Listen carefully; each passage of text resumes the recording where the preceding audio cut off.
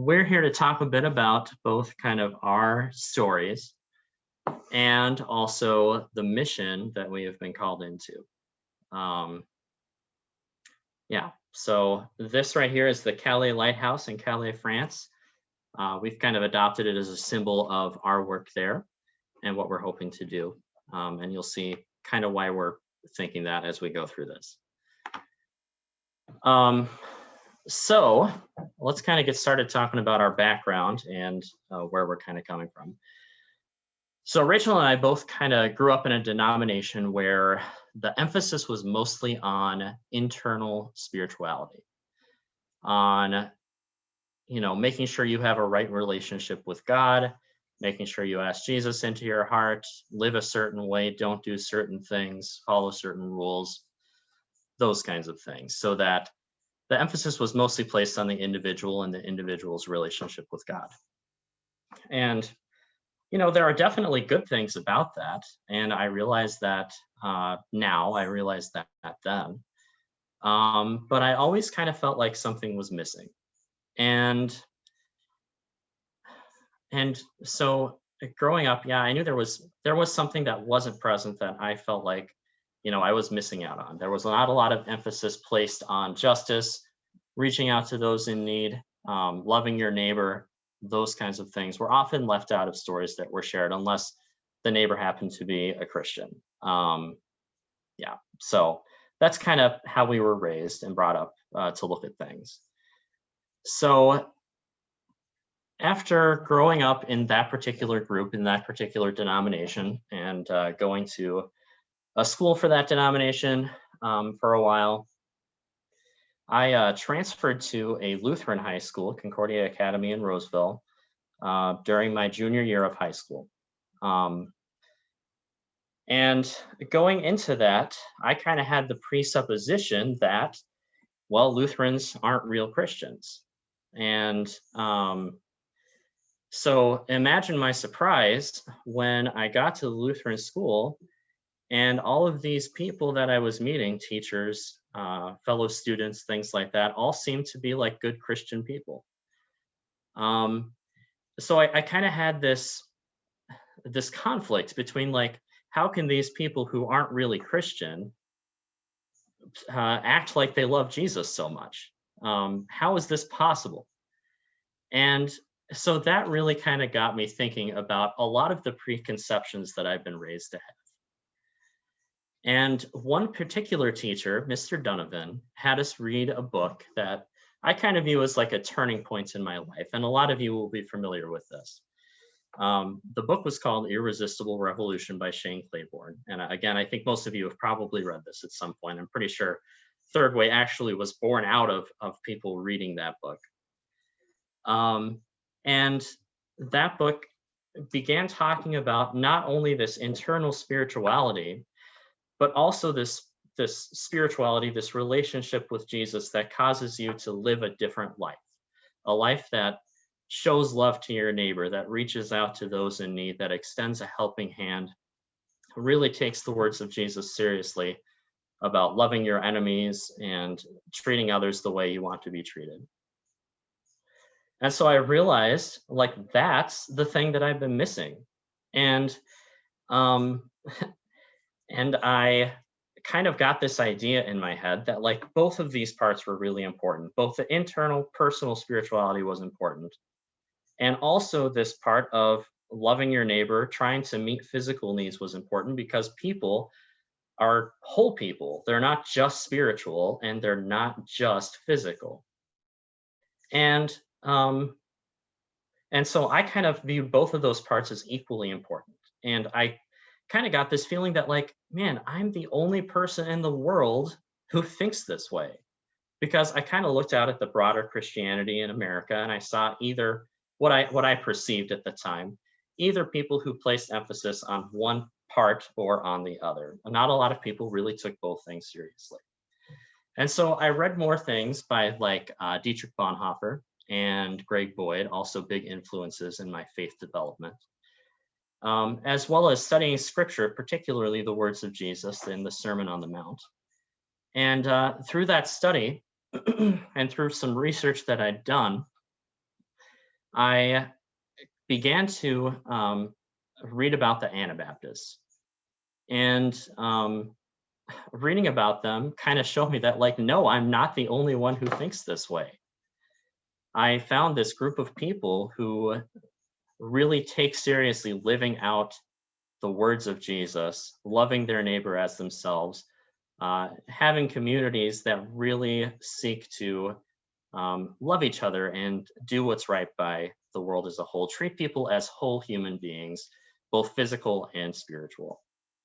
And so through that, and again, reading scripture about, the things Jesus talked about, loving your enemy and loving your neighbor, um, I felt drawn to to Anabaptist convictions. Was moved to kind of begin living into that.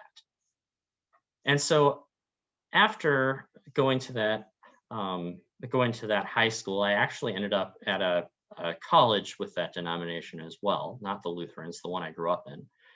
And that's where I met Rachel, who is going to talk a little bit about her story now. Yeah, so I grew up in a small rural town, farming community, Iowa, and went to a church fairly similar to what Joseph already described. And it was very internal.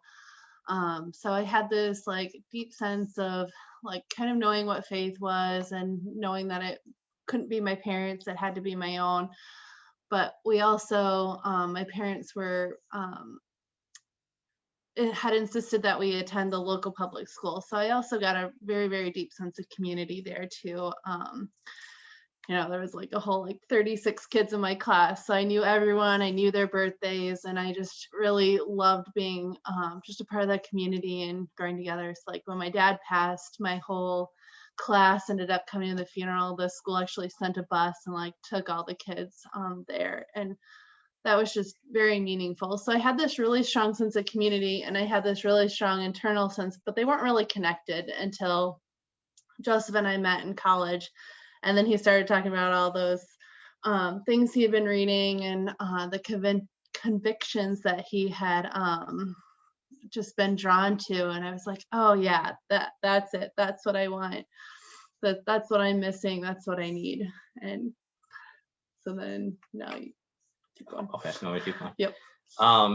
Yeah, so that's kind of where we were at in high school, and then we got married, college, and then we got married, and then after college, we moved to Chicago, where I was teaching at a small Christian school, which was attached to a church, which was the same denomination that I'd grown up in. And it was very comfortable but uncomfortable. Yeah, it was kind of I mean, they were good people. We loved them. We met a lot of good people. And,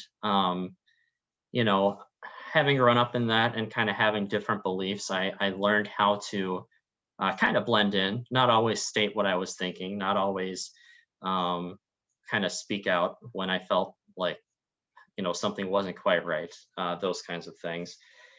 And like I said, I mean, they were great people, but at the end of that time, we've just kind of felt like this isn't really for us anymore. This isn't where we need to be.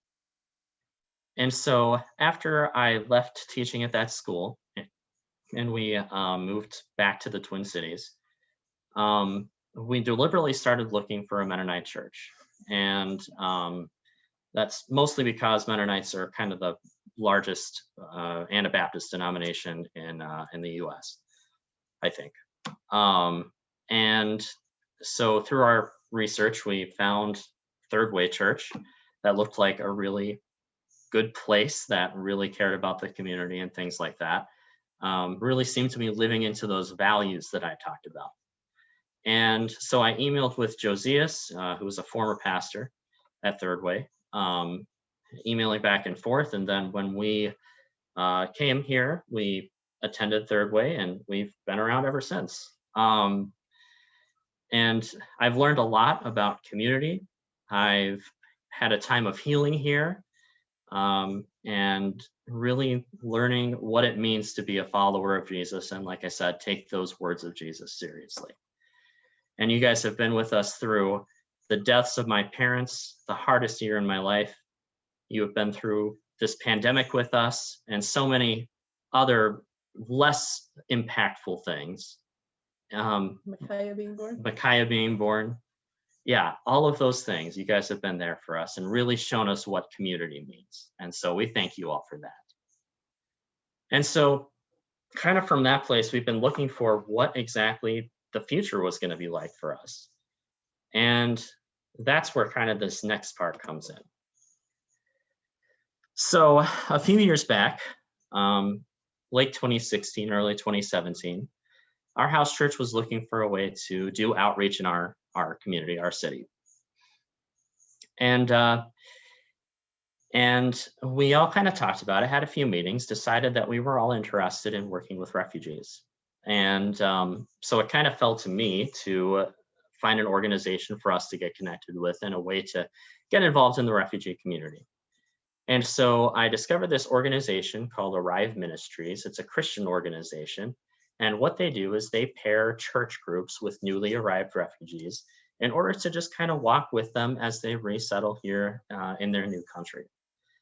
And a lot of the early stuff is basically just taking them to appointments and helping them with Social Security and health insurance and different things like that.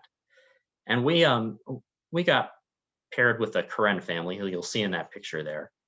And a lot of the early stuff was that kind of thing with appointments and stuff like that. But it developed into a lot more than just us being there to help them go to appointments and things like that. It developed into a really deep and real friendship. We ate with them. Rachel and I, for a time, we were there for, a couple nights every week, spending time with them, eating with them, attending their holidays. They were Christians, so we would pray with them.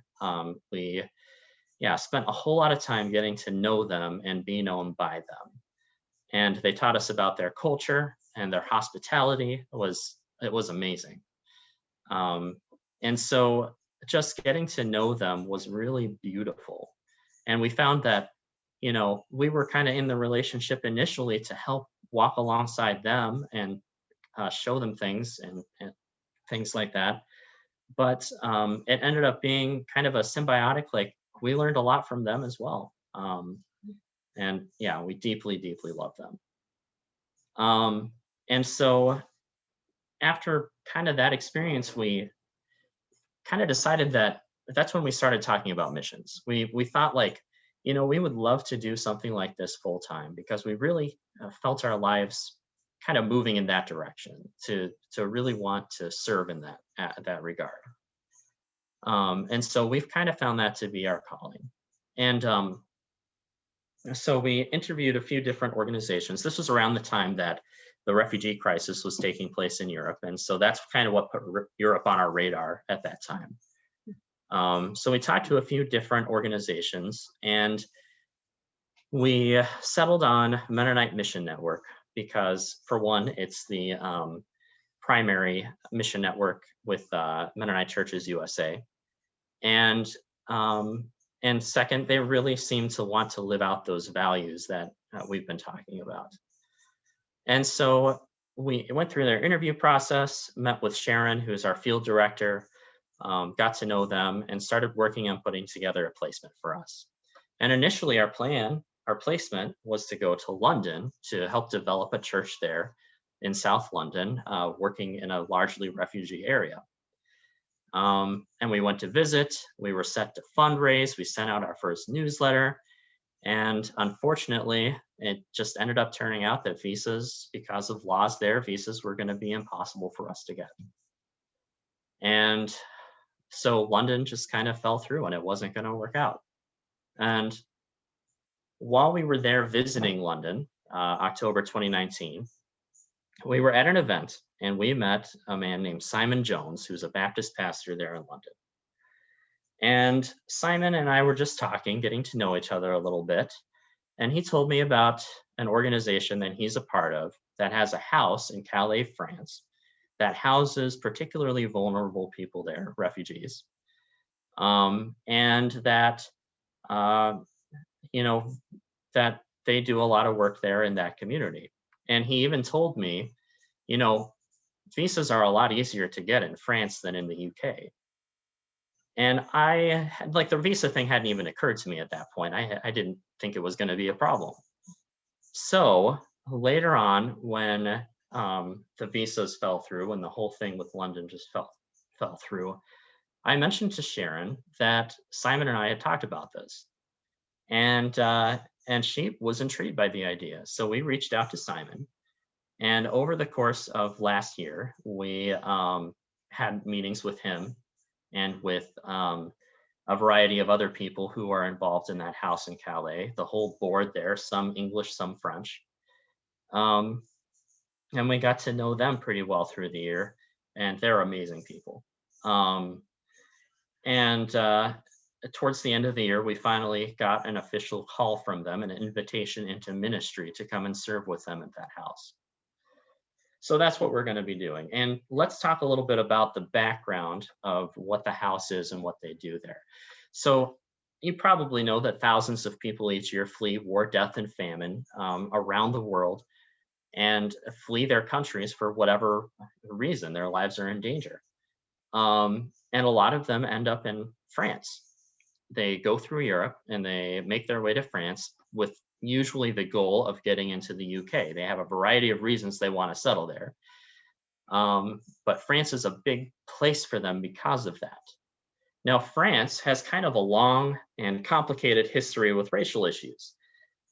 This kind of goes back to World War II with the Nazi occupation and the way that Jews were treated there.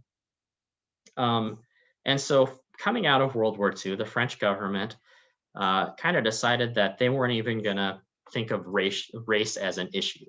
So essentially, officially, according to the French government, race doesn't exist. Ethnicity doesn't exist. There's one French culture, there's one French language, and everybody is part of that, whether they're, no matter what their skin color or ethnic background is.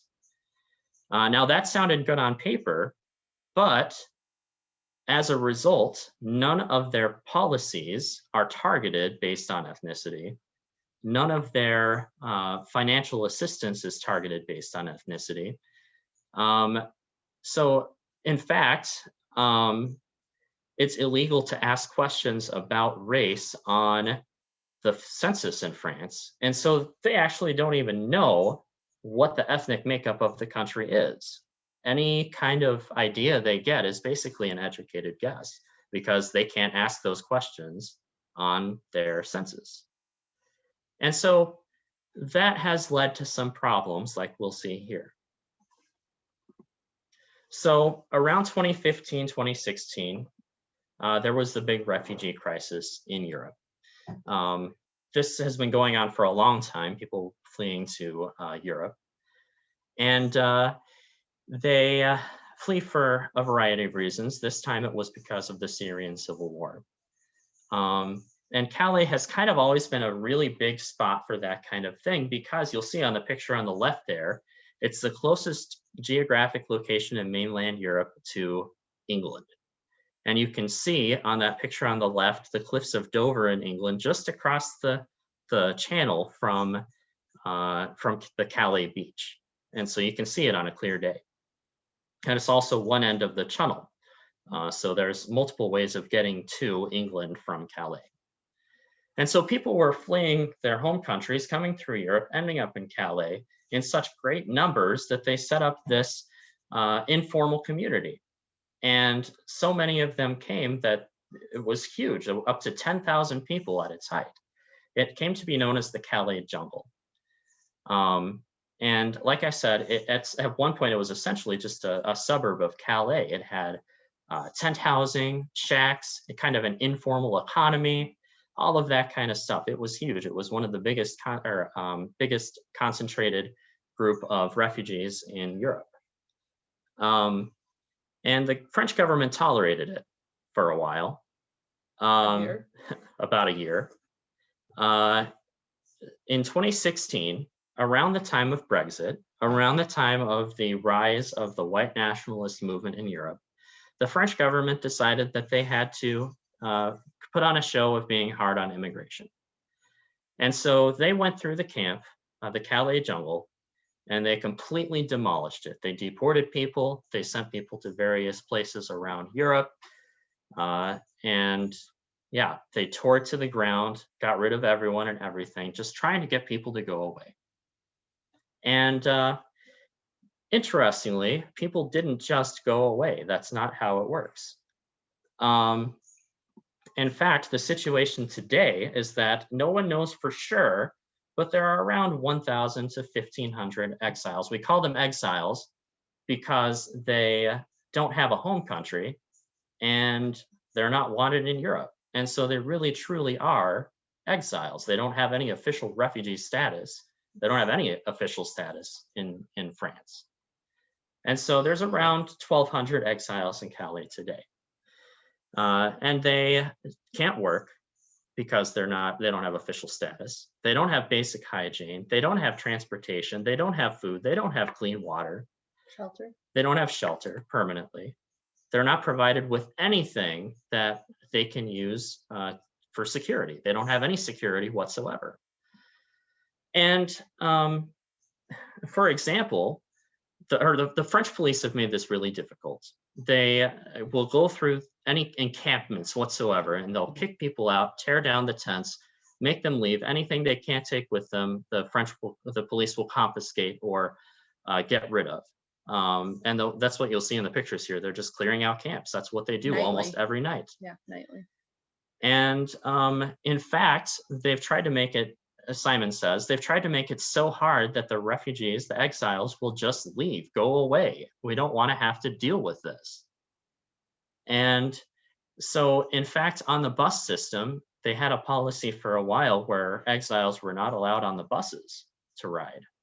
And this affected anybody who looked like an exile, whether or not they were an exile, in fact.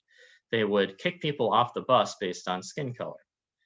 And so that affected French citizens as much as it affected exiles.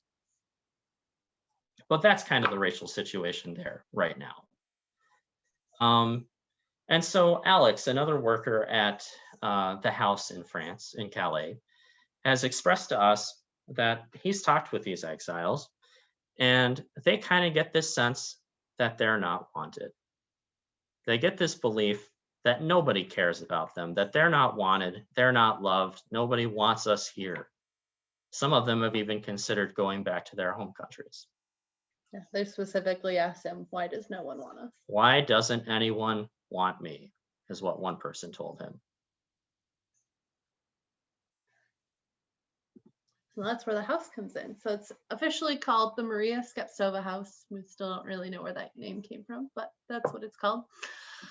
And so the biggest physical goal of the house is just to provide a safe space, somewhere with a roof over their head, where there's food on the table, a place where volunteers and those exiles can just live together in a shared community space.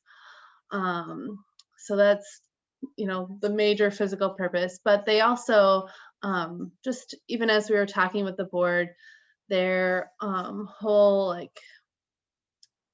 driving behind it is they want to be a prayerful presence in Calais. So they have routinely used a prayer rhythm throughout the day within the house, and it actually works pretty well because a lot of the exiles are from Eritrea, which is a very Orthodox Christian country, and so they're used to a lot of those prayer rhythms and things. So I think they even have a whole room dedicated to kind of be the prayer room. Not that they don't use it for other things too, but just a room where they can gather together, a place where they can live and work. Probably not work so much, but live and clean and laugh and play and just do life together. All the little mundane things of taking care of a house and taking care of yourself together. So that'll be the primary populace of the house right now is mothers and children, basically. They're particularly reaching out to the most vulnerable exiles. It usually houses between 12 and 15, though it's had up to 30 people in this little tiny 3-bedroom house before. I think that was a lot, kind of at the beginning when it was mostly the guys coming up through the countries, trying to find a place. So it was a lot of younger men. They had about 30 guys living in there at one time, but But yeah, so how we plan to help is to just be there to help do some of the managing. I don't know if that looks like financing, but helping with the grocery shopping, the keeping up that prayer rhythm, and just the other daily activities. And one big thing that we and they see us helping in, and Joseph is really good at, is making those connections between like local resources and those in need.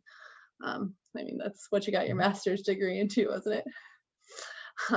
So just leveraging that, and then just to be there and show them that they are loved and they are wanted, and God loves them and we love them.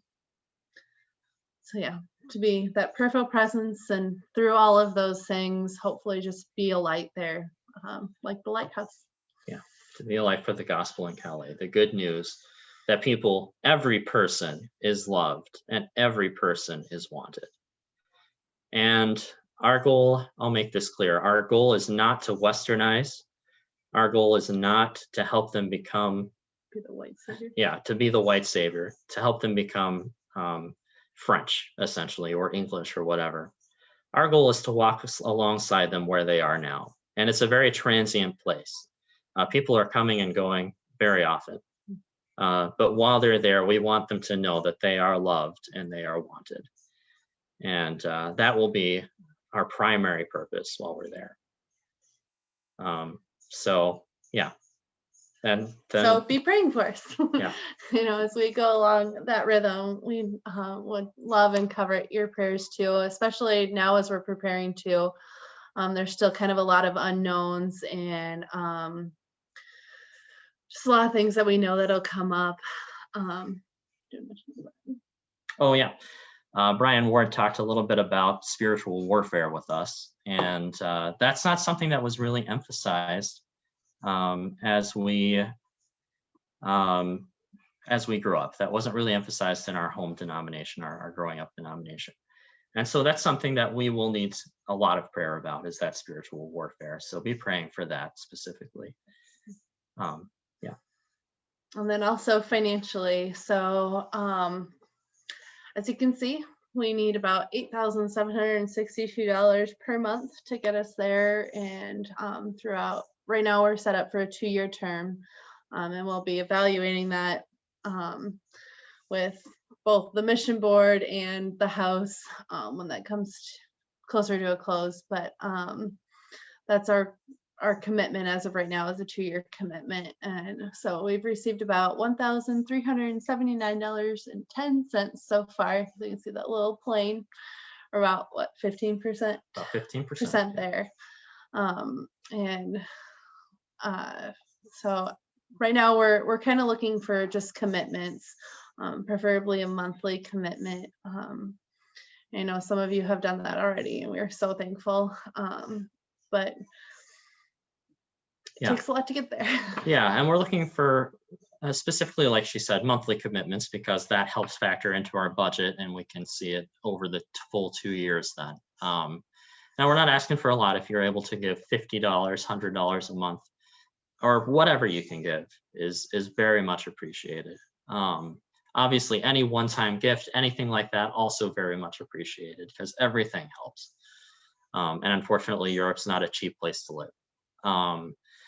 So yeah, and if you can't give, I mean, please continue praying. If you can give, please pray. Yeah, that's the most important thing. And so we got the link there for you if you would like to give financially, and you can even actually sign up as a prayer partner with us if you're not able to give financially, so that we can know that you're standing behind us. And if you haven't gotten our newsletters, yeah, if you want to be on our newsletter list and have not, please put your email address or home address in the chat, and we will make sure we get that to you. Yeah, so there's that link, write it down. And if you go to that site, you can see the intention to give link. So click on that, choose our names from the list, and fill in your information. They're not even asking for credit card information yet, just a commitment. Banking, yeah, just we're asking for December 1st to be, if you want to choose that as your initial give date. They'll reach out to you closer to that time. Yeah, so you can start your giving. Yeah, so that's us. That's kind of where we're at now. Still got a long way to go. So thanks for your time, and yeah, I'll turn it back over. Stop share. Stop share. Thank you, guys. We probably have a couple minutes. Are you willing to field questions? Absolutely. Yeah. Okay, yeah, so let's take a few minutes. If anybody has questions for them, go ahead and ask those. Good job, Ed.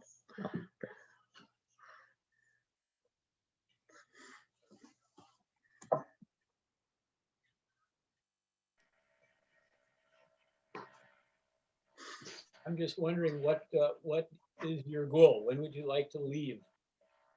Have your support raised, and where will your kids, if this continues on, where will your kids go to school? Yeah. You want to answer? Well, yeah, so I mean, we're hoping December 1st. We kind of threw that date out there. But It is contingent on so- how quickly we release our support. yeah. Yeah. Yeah. And our kids, we're hoping to get I don't know, we still kind of got to figure out. So when you go to France, even on, so what we'd be essentially on would be an extended tourist visa, which allows you to live there for a year, and it's renewable. You just can't work for a French company. And with that visa, kids actually are allowed to remain there with you, and they have the right to go to French schools. So we're not sure whether we'd send them to the state school or to the like a private school or something. It would kind of depend on what the situation is there. But yeah, there are options. And I think the Mennonite Mission Network, they have another family in another French city. So we have actually, I don't know that we've contacted them yet, but yeah, they were sharing a little bit about their kids and what they're doing. Yeah. So we do have a little connection And once we get that far. Yeah. And Lindsay asks about our French learning. We're working on it. We've been taking online classes about once every other week or so. And you know, on parle un peu du français. Yeah, so we're working on it. I think Mark speaks French, so maybe he could be a conversation partner. That would be wonderful.